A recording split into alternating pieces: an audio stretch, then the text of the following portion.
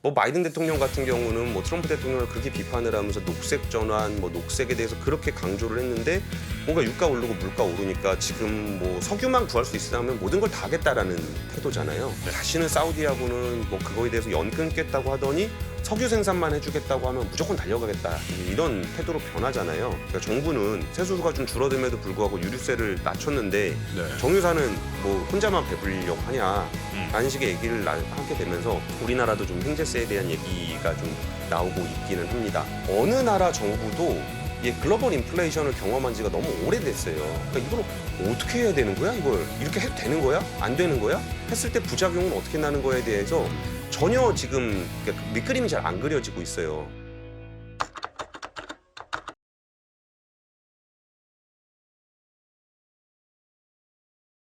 자, 그러면 오늘 6월 27일 월요일에 또 우리 3프로TV 오늘 아침 라이브를 찾아주시는 우리 3프로TV의 취재팀장 우리 권순우 팀장님 모시겠습니다. 어서 오십시오. 어서 오세요. 네, 안녕하세요. 3프로TV의 권순우 팀장입니다. 네, 반갑습니다. 비 오는 아침입니다. 네, 종종 이렇게 타 방송에 가셔서 3프로TV 권순우입니다 하는데 너무 뿌듯하더라고요. 항상 감사합니다. 느낍니다. 네, 열심히 하겠습니다. 고맙습니다. 우리 저 김한진 박사님이 또 3프로 TV 이코노미스트입니다. 손을 안 흔들지 그분. 다른 방송도 나오시나요? 그럼요. 김한진 박사님. 네. 머니투데이 방송에도 나오고. 그러시구나. 네. 머니투데이 방송에는 안 나가죠. 네, 전 아직까지 안 불러주시네요. 네. 뭐 괜찮으시죠 그래도? 예, 뭐 잘 지낼만 합니다. 네. 자, 그러면 우리 권순희 팀장님 오늘 어떤 내용을 취재해 오셨는지. 그 유가금리 올라가는 얘기는 이제 거시적으로 많이들 얘기하셨을 건데 조금 미시적으로 이제 우리는 어떻게 앞으로를 살아야 되는가에 대한 얘기를 좀 준비를 했는데 그에 앞서서 지금 삼성전자 얘기 좀 짧게 좀 하고 싶어서 삼성전자? 예, 뭐 자동차 얘기하는 거예요? 삼성전자 그러니까 자동차 아닙니다. 우리 파운드리. 파운드리. 일단은 그 메모리 반도체 가격 하락 전망이 나오면서 지금 오만전자가 됐잖아요. 그러면서 좀 되게 안타까운데 사실 삼성전자 주식을 어떻게 보셔야 되는지를 종종 말씀드리는데 또 한번 강조해서 말씀을 드리면은 그 메모리 반도체는 좀 여러 측면에서 이게 제품인지 원자재인지 좀 애매한 부분들이 좀 있어요. 이게 일단 우리나라 경제적으로 보더라도 우리나라는 제조업 기업이잖아요. 그런데 메모리 반도체 비중은 굉장히 크고 메모리 반도체가 약간의 원자재적인 성격을 좀 보이면서 우리나라 국가도 좀 유가에 절대적으로 영향을 받는 산유국 비슷하게 그런 영향을 그런 좀 얘기를 많이 하죠. 많이 받게 돼요. 네. 그러니까 유가에서 가장 중요한 거는 성장률이잖아요. 그러니까 사람들이 얼마나 기업 활동을 열심히 하고 많이 돌아다니고 그렇습니다. 그래서 기름을 많이 쓰니까 유가가 오르는 건데 메모리 반도체도 사실상 비슷해졌어요. 우리가 전자기기들을 워낙 많이 사용하다 보니까 거의 경제 성장률과 메모리 반도체는 비슷하게 움직여요. 근데 다들 아시다시피 글로벌 인플레이션 전망 등에 비춰서 하반기 경제 전망이 그렇게 밝지는 않잖아요. 네. 그러다 보니까 메모리 가격 전망도 최근에 많이 꺾였어요. 그러니까 이게 뭐 왜 삼성전자 주가가 안 가냐라고 하신다면은 정말 단순하게 하반기 글로벌 경제 성장률 전망이 그렇게 밝지 않아서다라고 좀 말씀을 드리고 싶어요. 이게 또 이제 메모리 가격에서는 가장 많이 사용하는 지표가 그 대만의 트랜스포스의 전망치거든요. 근데 조금 그 뭐 작년 얘기를 좀 해보자면 작년에 메모리 반도체 가격이 쭉 떨어지다가 하반기에 얼마나 안 좋아질까 하다가 올해 상반기에 생각보다 하락폭이 좀 덜했습니다. 그래서 여기서 반등을 할 수도 있을 거라는 기대감이 살짝 있었어요. 그래가지고 그 시점에 많은 분들이 이제 좀 반등하겠구나라고 기대를 하셨을 것 같은데 이번에 그 3분기 디램 가격 전망치가 나왔는데 그 전분기보다 3에서 8% 가량 하락할 것으로 좀 전망이 나왔어요. 그러니까 기대했던 것보다는 조금 하락폭이 커요. 그러면 이제 삼성전자 같은 경우는 뭐 여기서 그럼 자기가 완전히 그 공급을 줄여가지고 가격을 유지를 시킬 것이냐, 아니면은 적당하게 경제 성장이 꺾이는 것만큼 받아들일 것이냐라고 했을 때 사실 삼성전자 정도의 점유율을 가지고 있는 회사가 공급을 통제해서 가격을 올리기는 어려워요. 그렇게 되면은 뭐 경쟁의 문제가 좀 생기니까. 그리고 이제 스마트폰 출하량 같은 경우도 전년보다 한 3,500만 대 정도 줄어든 14억 5,700만 대 전망 나왔거든요. 그러면 스마트폰도 이제 그닥 많이 안 팔린다라는 얘기는 메모리도 잘 안 팔릴 거라는 얘기랑 같은 얘기로 보시면 될 것 같고요. 사실 이제 스마트폰은 워낙 성숙 시장이라 그렇게 큰 기대는 안 했었는데 그나마 좀 기대했던 거는 서버 부분입니다. 이게 서버 쪽에 이제 확충이 돌아들 시점이 됐고 그러다 보니까 이제 서버 쪽에서 좀 투자가 좀 이루어지면 그쪽에 메모리 반도체가 많이 들어가지 않겠냐라고 했었는데 서버 투자도 좀 위축되는 전망이 나왔고 우리의 또 큰 기대를 모았던 DDR5 그러니까 인텔. 새로운 메모리 반도체 그 신 제품이 인텔이 새로운 CPU를 만들게 되면 여기에 얽혀서 좀 더 비싼 가격에 많이 팔릴 수 있을 거다라 그랬는데 다들 아시다시피 인텔이 조금 잘 안 좋았죠. 네. 미루기로 했죠. 그러다 보니까 메모리 가격 전망이 좀 어두운 상황입니다. 그러면은 사실 지금 우리가 기대할 수 있는 삼성전자에 대한 호재는 뭐가 있냐라고 생각해 보면은 우리의 오래된 떡밥 두 개가 있잖아요. M&A하고 파운드리. 근데 사실 M&A 떡밥은 뭐 조금 나올 때 뭔가 이렇게 슬금슬금 얘기는 하고는 있지만 이거는 우리가 전망하기가 굉장히 어려운 상황인 거고 여기에 제가 이거는 정말 뭐 이렇게 뭐 기사 쓰는 거 아니니까 그냥 말씀드리면은 그 약간 그 8.15 사면 관련한 그 분위기가 좀 있어요. 그 8.15 때 맞춰서 이제 사면을 좀 요구를 할 때 그 분위기를 어떻게 타고 갈 것인가라고 했을 때 약간 로우키로 가자. 그러니까 굳이 뭐 사면해 주세요 해봐야 여론만 안 좋아지니까 우리는 로우키로 가자라는 측면이 좀 있어서 삼성전자가 대체로 좀 조용하게 있는 분위기가 있습니다. 그리고 이게 파운드리 관련해서 지난주에 좀 해프닝이 하나 있었는데 한 언론에서 이게 그러니까 삼성전자가 원래 3나노 파운드리 양산을 올해 상반기 중에 하기로 했잖아요. 근데 이게 그 삼성전자 안팎에서 이게 3나노가 좀 수율이 별로 좀 좋지 않다라고 해서 우려 섞인 목소리가 나오고 있는 가운데 지난주에 한 매체에서 3나노 양산을 미룬다라고 보도를 했어요. 네. 그러니까 이게 이제 뭐 상반기라 그래봐야 지금 한 3일 정도밖에 안 남았잖아요. 근데 그 일을 부인하는 과정에서 우리가 연기하지 않는다라고 부인하는 과정에서 아 이번 주에 3나노 양산 관련한 발표를 할 거다라는 부분이 어느 정도는 좀 윤곽이 나왔습니다. 그러니까 지금 공식적으로 발표는 안 했지만 그 3나노 양산 관련한 발표를 이번 주에 할 거예요. 어떨까요, 그럼? 아 발표를 할 거라고 이번 네. 주에. 근데 뭐 아예 안 좋은데 발표는 만약에 정말 안 좋으면 발표를 좀 미루지 않겠습니까? 그러진 않나요? 그러니까 아예 안 좋으면은 그 발표를 미뤘을 건데 네. 뭔가 이제 발표를 하긴 한다는 거는 그래도 좀 뭐 결과물이 할만하니까. 좀 있을 것 같다라는 네. 얘기인 것 같고 네. 뭐 들어보니까 고객사도 어느 정도 좀 있다는 것 같기는 해요. 근데 여기서 조금 애매한 부분이 3나노에 대해서 글로벌하게 약간은 좀 내려놓은 경향이 좀 있어요. 아 기대를. 예.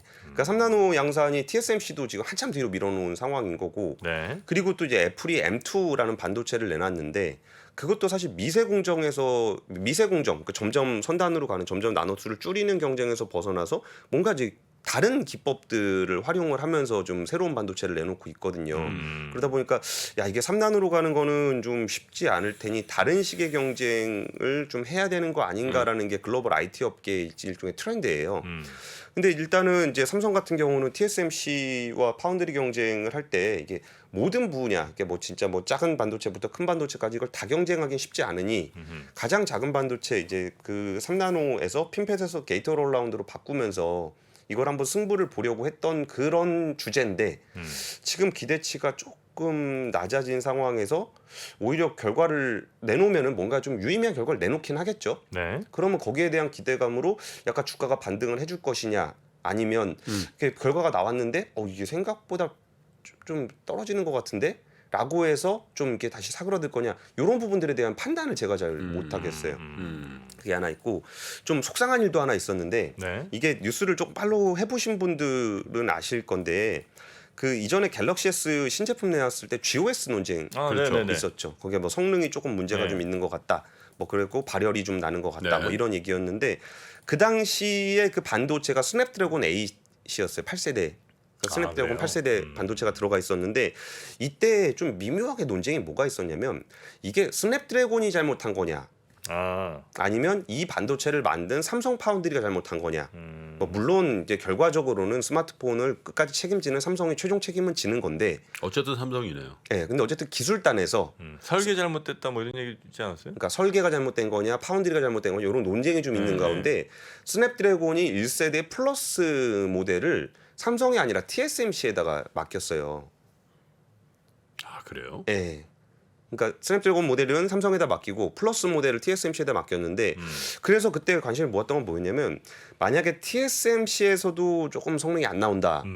그러면은 이거는 설계 문제고 TSMC에 했더니 결과가 좀 괜찮더라. 그럼 이제 그러면 삼성 문제지. 삼성 문제 아니겠느냐 이런 논란이 좀 있었는데 사실 그 퀄컴의 스냅드래곤 A 플러스가 나왔습니다. 근데 그때 나왔는데 결과가 좀 괜찮아요. 그러니까 CPU나 어디 쓰고 있어요 그걸? 아직은 안 쓰고 있는데 네네. 그 하반기에 나오는 안드로이드 모델에 좀 나올 것들 탑재가 될 거라고 해요. 근데 CPU, GPU 성능이 한 10% 정도 향상이 됐고 전력 효율성도 한 30% 정도 향상이 됐어요. 그러면은 이 문제를 가지고 이제 스냅드래곤 8이 뭐 똑같은 8세대인데 삼성이 찍은 것보다 TSMC가 찍은 게 성능 10% 전력 효율 30%더 좋으면 이건 삼성 문제 아니겠느냐? 라고 생각을 할 수도 있는데 이걸 좀 단정적으로 말하기는 조금 어려운 것 같더라고요. 뭐 얘기를 좀 들어보니까 한번 칩이 나와서 그렇게 어떤 발견이 되는 거잖아요. 이렇게 양산을 하면서 과정에서 성능을 발견을 하게 되는 건데 그렇게 되면은 그 다음에 찍을 때는 똑같이 하지 않는다. 그러니까 설계도 변경을 많이 한다. 그러니까 그 다음 세대는 조금 더 성능이 좋게 나오는 건 오히려 자연스러운 거다라고 얘기를 하시는 분도 있기는 해요. 네네네. 근데 어쨌든 그 문제에 있어서 TSMC 쪽에서 나온 스냅드래곤의 성능이 좀 더 좋게 나왔다는 게 조금 삼성 파운드리에 대해서 조금 우려를 할 부분은 좀 있는 것 같아요. 단정적으로 이게 야 똑같은 칩인데라고 보기에는 조금 어렵지만 네. 그럼에도 불구하고 이게 좋은 뉴스는 아니었던 것 같아요. 삼성 입장에서. 네. 근데 문제가 됐던 발열에 대해서는 이게 네. 그 스마트 기기단에서의 발열이잖아요. 근데 그 부분은 아직까지 검증되진 않았어요. 그러니까 이게 칩의 문제 때문에 발열인지 아니면 기계의 설계라든지 뭐 이런 것 때문에 발열인지. 그러니까 기계에 넣었을 때 발열이 얼마나 나오냐. 네. 이 부분에 대해서는 아직까지 그 기술 평가 점수는 없어요. 근데 성능 면에서는 그 삼성에서 찍은 것보다 TSMC 찍은 게 조금 더 낫더라라는 부분들이 좀 있고 그래서 뭐 저는 기대치를 조금 낮출 필요는 그러니까 3나노 양산에 대해서 4나노에서도 좀 힘들어하고 있는 상황이니까 3나노에 대한 기대는 조금 낮추는 게 좋을 것 같은데 그럼에도 불구하고 지금 아직 전임 미답의 영역인 3나노에 대한 글로벌 첫 양산 발표니까 좀 뭔가 좀 희망적인 뉴스가 좀 나왔으면 좋겠다라는 생각이 좀 듭니다. 네. 그리고 오늘 준비했던 그 횡재세 횡재세 플러스 금리. 횡재세는 뭐예요, 근데? 갑자기 돈 많이 번데 세금 더 내라는 거지. 그렇죠. 얘는 횡재. 정유업체 이런데. 네, 횡재. 아. 뭐 유가 올라서 번 거지 뭐 이런 건데 이게 사실 이게 경제가 급변하게 되면은 우리가 생각했던 수많은 가치들이 좀 네. 머쓱해지는 경향이 좀 있어요. 이게 뭐 바이든 대통령 같은 경우는 뭐 트럼프 대통령을 그렇게 비판을 하면서 녹색 전환, 뭐 녹색에 대해서 그렇게 강조를 했는데 뭔가 유가 오르고 물가 오르니까 지금 뭐 석유만 구할 수 있으면 모든 걸 다 하겠다라는 태도잖아요. 네. 그 전에 그렇게 비난을 했던 셰일 업체들한테 왜 너네 시추 안 하냐, 뭐 신규 셰일 투자해라, 뭐 엑선모빌은 하나님보다 돈 더 많이 번다, 뭐 이런 식으로 좀 비판을 좀 하는 것도 있고 예전에 뭐 언론의 자유를 침해한 뭐 사우디가 이제 한번 기자를 한번 죽인 적이 있잖아요. 그래가지고 다시는 사우디하고는 뭐 그거에 대해서 연 끊겠다고 하더니 석유 생산만 해주겠다고 하면 무조건 달려가겠다 이런 태도로 변하잖아요. 이게 사실 경제를 다루는 기자 입장에서 이런 모습들이 되게 좀 불편해요. 그러니까 예전에 뭐 저도 주장했던 일종의 다양한 가치들이라는 게 있잖아요. 네네. 뭐 시장의 원리는 최대한 충실하게 지켜야 된다. 이런 가치들이 야 지금 당장 국민들이 힘든데 뭐라도 좀 돈 버는 애들이 해야 되지 않겠냐. 뭐 이런 부분들을 얘기하는 게 참 지금 같은 상황이 되게 좀 불편한 상황입니다. 그러니까 한국도 이제 글로벌한 그런 그 트렌드와 마찬가지로 이제 기름값이 오르다 보니까 초과 이윤에 대한 세금, 그러니까 우리가 원래 뭐 생각했던 것보다 훨씬 더 많이 버는 횡재했다 네. 할 때 그런 횡재를 하게 되면 횡재세를 도입해야 된다는 목소리가 원래 가치가 이렇게 무용화되게 되면은 정파도 의미가 없어지거든요. 그러니까 민주당 입장에서도 이제 고유가 상황으로 정유업계가 최대 실적 냈으니까 고통 분담을 해야 된다라는 목소리를 내고 있고, 그리고 이제 국민의힘 같은 경우도 이제 원내대표가 나서서 정부 세수 부족 우려에도 불구하고, 그러니까 정부는 세수가 좀 줄어듦에도 불구하고 유류세를 낮췄는데 네. 정유사는 뭐 혼자만 배불리려고 하냐라는 식의 얘기를 하게 되면서 우리나라도 좀 횡재세에 대한 얘기가 좀 나오고 있기는 합니다. 네. 이럴 때 사실 뭐 경제 기자라면은 단호하게 뭐 이런 시장 원리는 어느 정도 좀 지켜져야 된다라고 얘기를 하는 게 맞는데 그러니까 지금은 어떤 상황으로 좀 그 뭐 관료분들이나 취재원들하고 얘기하고 있냐면은 이게 좀 어느 나라 정부도 이 글로벌 인플레이션을 경험한 지가 너무 오래됐어요. 한 1980년대 이때 이후에 처음으로 글로벌 인플레이션을 경험하다 보니까 네. 좀 허둥지둥하는 느낌이 있어요. 그렇죠. 그러니까 이걸 어떻게 해야 되는 거야, 이걸? 이게 이렇게 해도 되는 거야? 안 되는 거야? 했을 때 부작용은 어떻게 나는 거에 대해서 전혀 지금 그러니까 그 밑그림이 잘 안 그려지고 있어요. 그러니까 뭔가 시장에 이렇게 개입했을 때 어떤 문제가 생길까? 뭐 이런 부분들이 과거의 그 저금리 환경으로 계속 가고 있을 때하고 완전히 다른 문화가 돼 있고 이거를 경험했던 사람들은 이미 거의 3, 40년 전 사람들이기 때문에 이 부분에 대한 게 잘 안 그러니까 뭐 어떻게 해야 될지 어찌할 바를 잘 모르고 있다 그럴까? 그래서 어떤 국민적인 반발에 대한 어떤 지지율 에 대해서만 신경을 많이 쓰고 있지 이걸 어떻게 해야 되는지는 잘 모르고 있는 것 같아요. 그럼 횡재세라는 게 뭔지에 대해서 잠깐 살펴보면은 이게 지금 영국에서 적용을 하기로 했다고 해서 이제 우리나라도 횡재세 얘기가 나오는 거잖아요.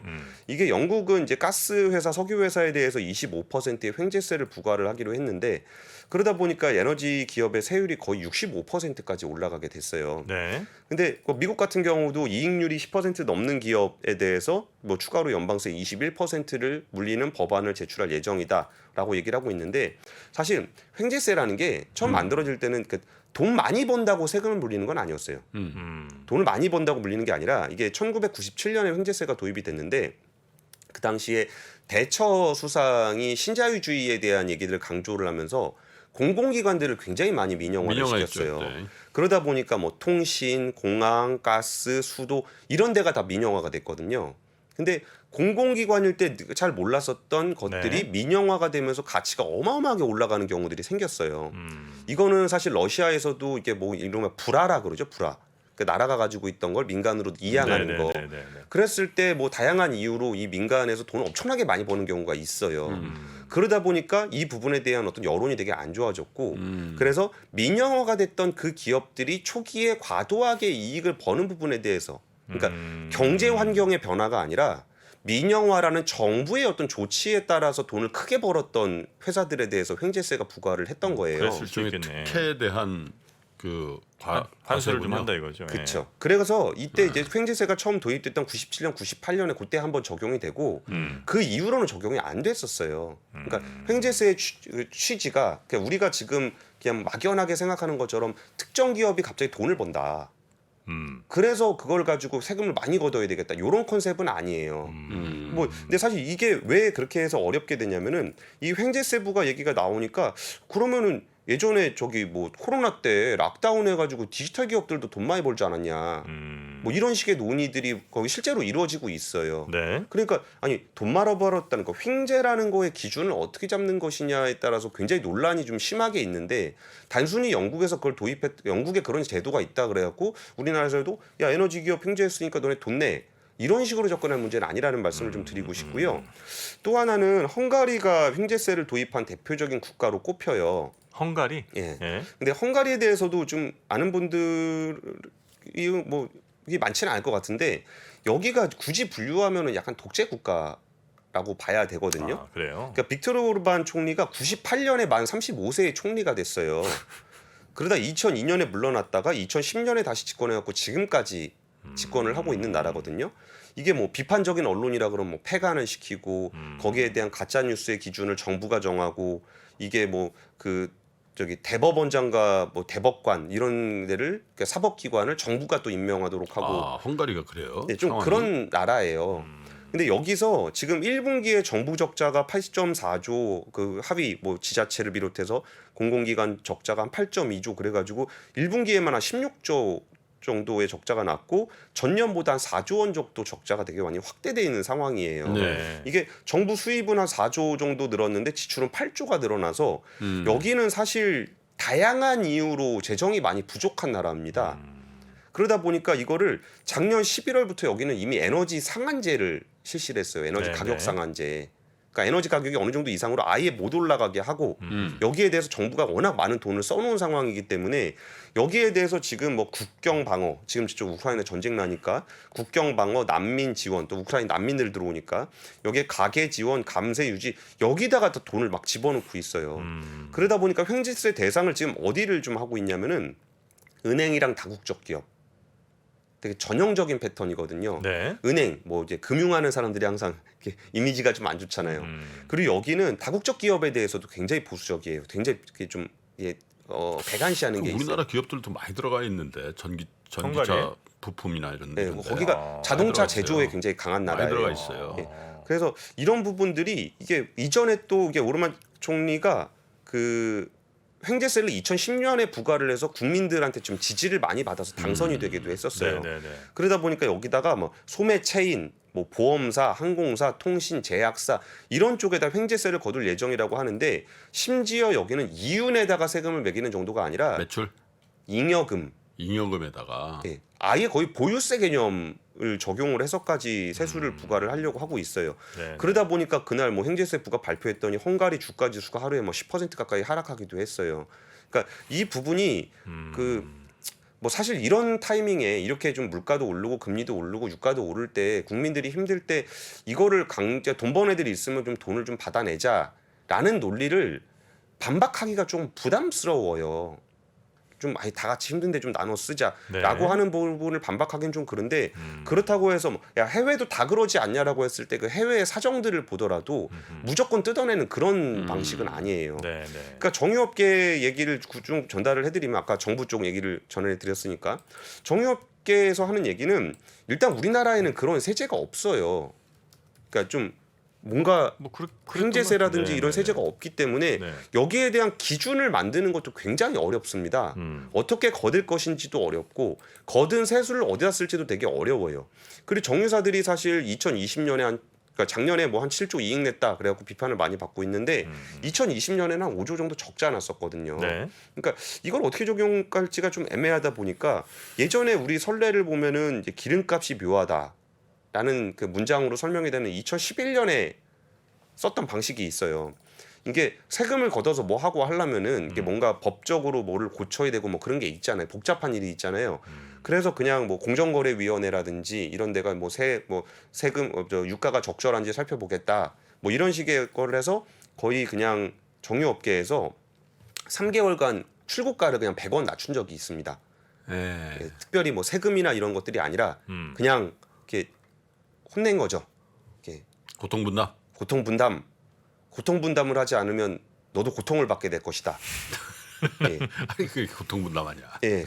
너도 고통스러워라. 예, 그래서 100원을 낮추게 된 적이 있었는데 네. 그래서 오히려 지금 이거를 뭐 세금 제도를 바꿔서 지금 이거를 어떻게 스케임을 짠다는 거는 조금 어려워 보이니까 차라리 2010년도 방식을 가지고 추정을 해보면 예를 들어서 제 정유업계가 리터당 100원씩 정도 출고가를 인하한다라고 했을 때 한 분기에 한 합쳐서 한 1조 정도 이익이 좀 빠질 걸로 추산이 좀 돼요.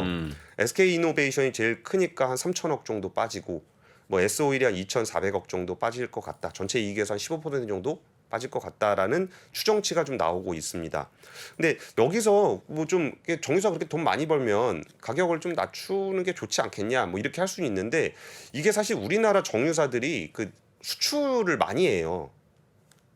네. 기름을 가져다가 국내에만 하는 게 아니라 수출을 좀 많이 하고 있는다 보니까 지금 6월 수출입 현황을 보면 우리나라 1위 수출 품목은 당연히 반도체고 2위가 석유 제품이에요. 전년 대비 88% 증가했거든요.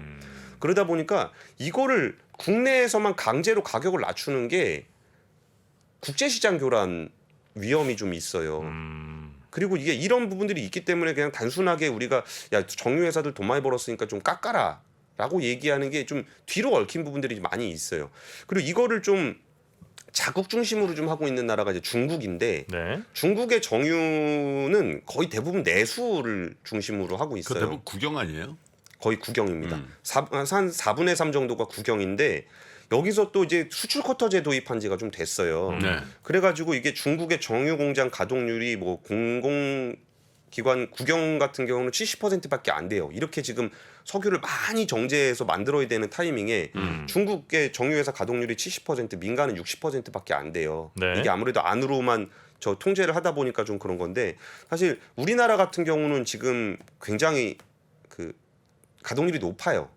그래서 오히려 지금 국제 유가의 상승을 그나마라도 좀 잡아주고 있는 게 우리나라 공급 쪽이 꽤 많아요. 네. 그러니까 호주 같은 경우는 호주 수출 석유의 절반이 우리나라에서 에서 가고 있어요. 그리고 이런 문제를 그냥 우리 국내적으로 정치적으로만 볼 거 아니라 좀 글로벌한 시각에서 좀 보셨으면 좋겠다는 생각이 좀 들고요. 그리고 조금 이제 안타까운 부분들은 유가가 올라가면 네. 그게 유가가 올라가는 거에 가장 기여를 하는 측면의 한 축은 수요예요. 네. 수요가 거의 안 줄었어요. 음. 그러면은 정책이라는 걸 필 때 그 경제를 보면 공급과 수요의 밸런스를 맞추는 측면이 있잖아요. 네. 근데 이게 공급단에서 문제가 생겼다라는 건 모든 사람들이 다 아실 건데 수요단에서의 움직임들이 거의 나타나고 있질 않아요. 그러면 지금 제가 왜 무슨 말씀을 드리고 싶은 거냐면 정부가 지금 개입을 해서 강제로 유가를 일부 낮춘다고 하더라도 네. 이게 사람들이 체감하는 효과가 크지 않아요. 예전에 유가가 묘하다라고 얘기했을 때 100원씩 깎았잖아요. 그 다음 주에 바로 100원 이상 올라가지고 다 상쇄가 됐어요. 그러면은 우리가 좀 그 대한민국을 이끌어가는 리더라고는 분들이 지금 할 수 있는 정책은 당장의 어떤 국민들의 불만 때문에 이렇게 막 뭔가 정유사를 윽박지르고 뭐 한전을 윽박지르고 이런 것도 중요하겠지만 오히려 국민들을 설득해서 앞으로 고유가가 조금 더 장기화될 거를 대비해서 우리가 어떻게 살아남아야 될지에 대한 방향성을 좀 제시해 줄 필요가 있거든요. 그러면 우리는 더 이상 그 화석연료 소비를 조금 더 줄여야 되는 측면이 분명히 있는 거고 그리고 각 그 에너지를 사용하는 주체들이 어떻게 에너지를 효율적으로 사용할까에 대한 고민들도 해야 돼요. 뭐 예를 들면은 이게 고유가가 만들어냈을 냈던 기술의 혁신 중에 제일 대표적인 데가 자동차입니다. 자동차 산업 같은 경우는 유가가 올랐을 때 거의 그 막 등치 큰 험머 이런 거 만드는 회사 막 GM이 다 망했잖아요. 그러면 그때 어떤 기술들이 발전을 했냐? 에너지 효율, 연비를 올리는 차들이 그 시대에 굉장히 많이 발전을 했어요. 네. 그리고 지금으로 따지면은 뭐 그 전기차라든지 에너지 효율이라든지 이런 데에 투자하기 굉장히 좋은 시점이에요. 그리고 정부도 이런 쪽으로 많이 유도를 해줘야 돼요. 우리나라가 에너지 효율에 있어서 굉장히 뒤처져 있는 나라예요. 제가 에너지 효율 쪽은 정말 사람들이 재미없어 해서 잘 안 가지고 오는데 언제 한번 진짜 말씀드리면 정말 깜짝 놀랄 정도예요. 어느 정도냐면 에너지 효율에다가 뭐 한 10억 원을 투자를 하잖아요. 네. 그럼 PER이 2배예요. 그러니까 10억 원을 만약에 투자하면 1년에 5억씩 남는다고요. 그럼 3년 차부터는 매년 5억씩 남아요. 그게 에너지 효율의 실제적인 데이터거든요. 네. 근데 투자를 안 합니다. 왜냐하면 에너지 효율이 뭐 좋은 거에 대해서 크게 개의치 않는 거예요. 그냥 에너지 비용 정도 그냥 쓰는 거에 뭐 그닥 부담을 느끼지 않는 거고. 그리고 전기 같은 경우도 지금 전기 요금 엄청나게 탓을 하고 있지만 네. 전기 사용은 정말 우리나라도 좀 심하게 많아요. 우리나라가? 예. 우리나라는 에너지 효율에 대해서 굉장히 눈 감는 측면이 있어요. 왜 그러냐면 에너지 효율을 얘기한다라는 거는 수요자들을 조금 힘들게 하는 측면이 있거든요. 그러니까 수요자들이 힘들게 하는 정책에 대해서는 정부에서 웬만하면 안 하려 그래요. 네네. 그러니까 이게 지금 공급단에 문제가 생겼다고 해서 공급 쪽만 계속적으로 치고 있는데 지금 이게 일단 금리 얘기도 일단 해드릴 건데 이게 우리가 과거 10년, 20년처럼 살 수 없을 거다라는 게 대체적인 그 전문가들의 전망이잖아요. 그러면은 지금부터 앞으로 우리가 어떻게 살아갈 것인가에 대해서 고민을 할 때 1차적으로 막 거기서 뭐 이렇게 윽박 지르고 해서 조금 낮춰주고 하는 게 뭐 지지율적인 측면에서 도움이 되겠지만 우리가 체질을 좀 개선할 측면이 좀 있어요. 그럼 생각해 보면은 지금 정유사들이 지금까지 해왔던 그러니까 어떤 구조를 보게 되면 여기가 뭐 돈 많이 벌어서 옛날처럼 뭐 사우디 황제처럼 그렇게 살지 않잖아요.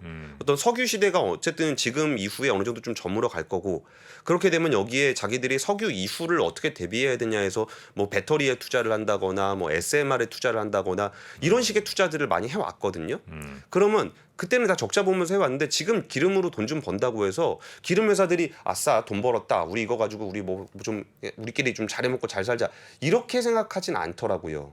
오히려 지금 이게 계속적으로 가지 않았을 경우를 그 전제해서 그동안 투자를 해왔기 때문에 여기에 뭐 플라스틱, 석유화학을 어떻게 바꿀 것인지, 뭐 자동차의 뭐 배터리를 어떻게 바꿀 것인지 이런 쪽에 투자를 좀 해야 되는 측면이 있어서. 한 가지 좀 궁금한 게 그 국내 예를 들면 휘발유나 디젤의 수요가 뭐 이렇게 좀 뭐 이렇게 궤도를 해가지고 줄면 예. 휘발유값, 디젤값이 낮아져요? 수요 공급에 의해서 결정돼요. 국제유가에다 정제마진 붙여가지고 거기에 연동하는 거 아니에요? 뭐 예를 들면 우리 국내 우리 자동차 뭐 운동해가지고 10% 휘발유 수요 줄면 예. 그 전국의 기름값이 동시에 10% 줍니까? 난 그거 아닌 것 같은데. 아 이거 철저히 다막 구조잖아요. 그 주유소별로 물론 뭐 셀프냐 아니냐의 그 정도 차이지 국제 유가에 연동해서 그냥 거의 동일한 수준에서 3사가 예. 정유 3사가 가격을 결정하는데 예를 들면 어떤 데는 예를 들면 오케이 난 여기서 물량을 더 풀어서 돈 많이 더 벌래. 예. 그래가지고 뭐 예를 들면 디젤이 1,900원이다. 오케이 나는 1,800원이야. 그러면 거기 장사진을 치고 막 거기에 수요가 몰리고 그런 시스템이 아니잖아요 이게. 네, 맞아요. 김프로님 말씀이 맞고 이게 국제 유가라는 거는 국내적인 요인으로만 결정되는 부분들이 아니라는 측면은 분명히 있어요. 근데 지금 아까 가격이 너무 비싸서 좀 한도가 좀 한계가 너무 한계치를 넘었다. 너무 여기에 그러니까 제가 이게 구차하다는 건 아는데 뭔가 이게 너무 원사이드하고 감정적으로 가격에 대응하고 있는 모습이 좀 안타까워서 그래요. 실제로 이게 그러면은 정말 우리가 유가가 너무 부담스러워서 사람들이 기름을 못 쓸 정도냐라고 본다고 따지면은 수요 측면에서 그렇게 감소하는 게 없다라는 말씀을 좀 드렸던 거고 여기서 우리 수요가 감소한다고 해서 기름값이 떨어질 거냐? 그러니까 거기까지는 말씀드릴 수 그렇게까지는 좀 오버라는 생각은 드는데 어쨌든 우리가 그 지금 공급단만 바라보고 있을 때 수요단과 그리고 앞으로에 대한 어떤 그림들을 같이 그려갔으면 좋겠다는 말씀을 좀 드린 거예요. 그리고 이게 그 금리 같은 경우도 마찬가지인데 최근에 그 이복형 금감원장이 은행장들 만난 자리에서 금리 상승기에 예대 금리 차가 확대되는 경향이 있어 지나친 이익 추구가 좀 비판이 커지고 있다. 뭐 이런 얘기를 했었고 금리 결정에 직접 개입할 수는 없지만 은행은 공적인 기능을 하는 것이 분명히 존재한다. 이 얘기하면서 금융권에서 안 그래도 좀 그 금융감독원장님이 검사 출신이 오다 보니까 금융권이 지금 사실 되게 좀 위축돼 있는 상황이긴 하거든요. 유행어가 저겁니다. 1호가 될 수는 없어. 1호가 돼선 안 돼. 그러니까 뭐 이런 얘기들을 하고 있는데 이 말이 끝나기가 무섭게 대출금리 상단이 7%대에서 거의 6%대로 내려왔고 우리은행 같은 경우는 5%대까지 내려왔어요. 아 그래요? 예. 그래서 이 부분들을 보면서 뭐 이 부분에 대해서 제가 전직 금융당국에 계신 분들 그리고 현직에 계신 분들하고 좀 얘기를 나눠봤는데 이게 사실 좀 그렇대요. 이게 약간은 이거는 그냥 비하인드 스토리 정도로 좀 들어봐 주시면 좋겠는데 이 멘트가 사실은 되게 상투적인 얘기입니다. 금융감독원장이 오든 누가 오든 그냥 상투적으로 그냥 하는 얘기예요. 대부분 다 하죠. 대부분 이 얘기를 해요. 특히 취임초에. 예. 그래서 다들 생각했던 거는 이거 이상의 뭔가, 그러니까 이 얘기는 어떤 금감원장이 와도 똑같이 할 거니까 이거 이상의 뭔가가 있을 때 이복형 금감원장의 어떤 포지션을 좀 느껴볼 수 있을 거다라고 생각을 했었는데 생각보다 그 부분이 없었던 거예요. 그래서 저 정도는 되게 상투적인 얘기였고 아직까지 어떤 포지션을 잡진 않았구나라는 얘기를 하면서 사실 이복현 원장 같은 경우도 이게 사실 뭐 금리 그렇게 금감원장이 낮추라 마라 하면 안 된다는 거를 꼭 금융권 사람이 아니더라도 알 수 있잖아요. 네. 그리고 이게 뭐 이복현 원장이 뭐 금융권 출신이 아니라고 하지만 오히려 이전 원장님 같은 경우는 금융감독에 굉장히 좀 잘 아시는 분인데 대법원 판결까지 났던 사안들을 다 뒤집고 막 그랬었잖아요. 그래서 지금 그 금융당국의 포지션은 사실은 그렇게까지 강하지 않아요. 근데 오히려 은행에서 좀 지레 좀 뭐라 그럴까 겁을 먹고 이렇게 움직이는 측면이 있는데 이거 사실 되게 조삼모사 같은 성격이 있어요. 그러니까 금감원장이 그렇게 얘기하는 것에 은행이 반응하는 거를 우리가 좀 볼 때 조금 그 디테일하게 볼 필요가 있는 게 이게 단기에 그 말로 금리 낮추는 거 다 조삼모사로 넘어가요. 뭐 상단을 낮춘 다음에 뭐 위 하단을 올린다거나 뭐 이런 식으로 낮춰서 그리고 뭐 지금은 변동금리 조금 낮췄다가 뭐 3개월 있다 다시 올린다거나 뭐 이래가지고 별로 그렇게 그 말로 하는 효과는 크지 않다라는 말씀을 좀 드리고 싶은 거예요. 이런 금리 상승기에 말로 사람들 시원하게 돈 많이 벌었으니까 금리 낮추셔 이런 거는 그닥 그렇게 사람들한테 시원한 마음은 주겠지만 실질적인 금리 부담을 낮춰주진 않아요. 결과적으로 봤을 때. 그래서 그러면서 꿀팁 하나 알려주시더라고요. 그 지금을 어떻게 봐야 되는지 꿀팁을 얘기해 주는데 이게 작년 7월에 금리 상승 위험을 막아주는 대출 제도를 하나 만든 게 있어요. 금리 상승을 막아주는? 예, 이게 금리 상승 리스크 완화형 주택담보대출이라는 건데 이게 뭐냐면 그 자기가 원래 변동금리 대출을 받았을 때 0.2% 포인트의 추가 금리를 내면은 특약사항으로 연간으로 그 0.75% 포인트 이상 금리가 못 올라가게 막아주는 대출이에요. 그리고 이게 5년간 2% 포인트 이상 안 올라가게 만든 대출이에요. 돈 내면? 예, 0.2% 포인트. 특약으로 그냥 집어넣으면 돼요. 자기가 이미 대출을 받았어도. 근데 이게 인기가 되게 없었어요. 왜냐하면 금리가 하락하고 있는 기였기 때문에 굳이 내가 뭐 추가 금리를 내놓고 금리 상승에 대응할 필요가 있어? 라고 했었는데 지금 패드가 올리겠다는 금리만 하더라도 거의 2% 연말까지 2%포인트 이렇게 되잖아요. 네. 그러면은 이런 식의 제도들이 어느 정도 프라이싱이 돼 있단 말이에요. 금융권과 금융당국과에서 이런 게 별도의 심사 없이 할 수 있으니까 금리 상승 리스크 완화형 주택담보대출 같은 거가 지금 하시면 굉장히 도움이 될 것 같아요. 금리가 확 올라가는 시점이니까. 그러면 여기서 지금 이게 7월 달에 출시된 대출이라 그 올해 한 7월 중순 되면은 만료되거든요. 그러니까 지금 하실 수 있는 분들은 좀 짧게라도 빨리 하셨으면 좋겠고 7월까지만 해요, 이걸. 네, 금리 그러니까 금융 당국에서는 이거를 연장하는 쪽으로 계속 정책을 추진하려고 그러고 있어요. 네. 그러니까 어떤 말씀을 드리려고 그런 거냐면 단순히 금리가 묘하다 해서 금리를 낮추는 거의 문제가 아니라 이걸 금융 시장의 프라이싱으로 어떻게 금융회사와 이 소비자의 어떤 금리 상승에 대한 변동을 완화시켜 줄 수 있는 상품들을 만들어내는 게 오히려 우리가 이제 고금리 시대를 살아가야 되는 우리 입장에서는 단기적으로 은행장이 말 한마디에서 금리 상단 조금 낮춰주는 이런 게 아니고 정말 앞으로 좀 금리가 올라가 있는 상황을 살아야 될 때 우리가 지금 어떻게 금리 위험을 대응할 것인지에 대한 뭐 상품적인 측면이나 제도적인 측면을 같이 봐주셨으면 좋겠다는 말씀을 드리는 거예요. 예? 우리가 어떻게 하냐고요. 아니요. 그 금융 당국이라든지 그러니까 이런 리드를 하시는 분들이 그냥 어떤 소비자들에게 뭐 이렇게 만족을 주기 위해서 말로 하는 것뿐만이 아니라 이런 상품들 있잖아요. 이거 그러니까 실질적으로 도움될 만한 예. 이런 게 좀 있어야 된다. 그러니까 이런 것들을 개인이 그걸 다 찾아서 할 수는 없으니까 이런 근데 것들을 이제 함께 고민해서 이런 게 상품을 있어요. 만들어줬으면 제가 볼 좋겠다는 때는 거예요. 이제 그 금리나 요구권 같은 게 있거든요. 예, 예. 뭐 승진을 했다거나 연봉이 네, 네, 높아졌다거나 네, 내 자산 가치가 담보 가치가 높아졌다 그러나 그러면 은행에 가서 여러분 모르시는 분들이 굉장히 많아요. 내가 만약에 대출을 뭐 5억을 받고 있는데 뭐 예를 들면 나의 예를 들면 신용 직장에서 점수에 연봉이 올라가고 뭐 신용 등급 올라가고 승진하고 또 뭐 자산 가치 올라가고 그러면 내 신용 올라갔으니까 깎아주세요 하는 게 법으로 보장된 금리나 요구권인데 예, 예. 뉴스를 보시면은 이 작년도에 금리나 요구권에 대한 4대 은행의 수용률이 오히려 5.1%가 떨어졌어요. 그러니까 내가 100건을 그 소비자들이 100건을 청구하면은 예. 예전에는 50건 받아들여졌으면 지금은 40건밖에 안 받아들인다는 거예요. 예, 예. 그러니까 나는 기존의 제도들이 있는데 은행에서 이런 부분에 대해서 충분히 소비자들 입장에서 페어하게 하고 있는지도 나는 문제라고 봐요. 그것도 맞아요. 금감원장이 지적했거든. 그러니까 저는 난 이런 거 잘한다고. 그런 보는 거예요. 부분들이 훨씬 더 필요하다고 보는 거예요. 그러니까. 시장 금리에 그냥 개입해서 올려라 내려라 하는 것보다 정말 정당하게 할 수 있는 그런 제도적인 장치들뿐만이 아니라 아까 제가 수요를 같이 말씀드리면 지금 같은 타이밍에는 대출 받는 부분에 대해서도 조금 조심스럽게 접근하라고 얘기해 줄 필요가 있어요. 과거같이 이제 저금리가 장기화되고 있는 시점에는 그런 얘기를 할 그 가치가 좀 떨어졌다 그러면 사람들이 조금 불편해 하더라도 지금 대출 수준을 조금 낮춰가면서 체질 개선할 필요가 있어요.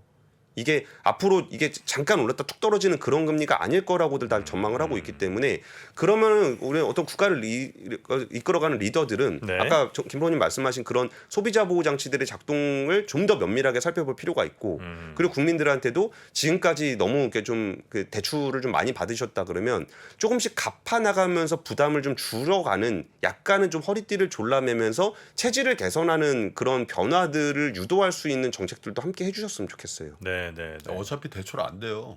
서민들은 은행 뭐 담보 없이 대출 되나 네. 실제로. 그런 은행을 것들, 5개로 딱 만들어 놓고 과점 체제를 만들어 놓은 그거기 때문에 저는 기본적으로 그 수많은 은행들을 다 정리해서 5개로 해가지고 똑같은 금리 체계를 가지고 경쟁하잖아요. 경쟁 안 하잖아요. 그렇기 때문에 정책적으로 나는 어느 정도까지는 요구할 수 있는 부분이 있다.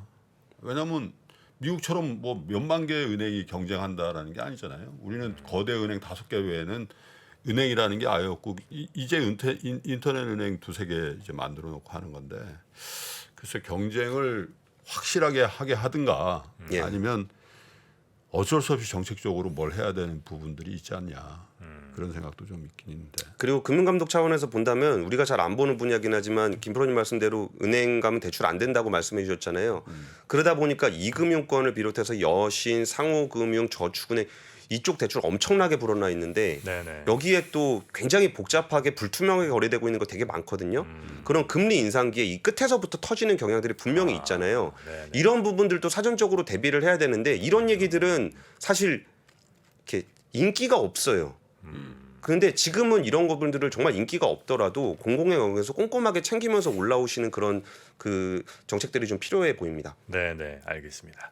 자, 오늘 우리 권순우 취재팀장님과 함께 횡재세부터 시작한 삼성전자의 파운드리부터 시작한 몇몇 이야기들 같이 쭉 나눠봤고요.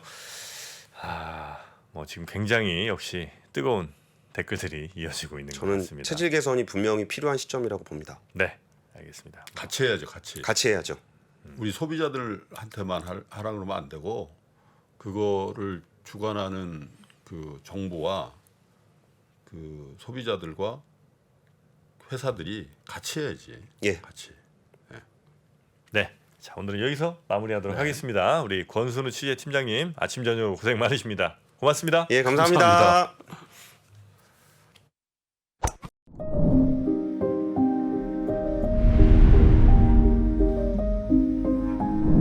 게임에서 살인이 가능한데 성폭행은 안 되는 이유는 무엇입니까? AI에 의해 활동하는 가상인간은 법인격을 가질 수 있을까? 내 아바타에 AI를 입힌다면 나 대신 무엇을 시키고 싶으신가요?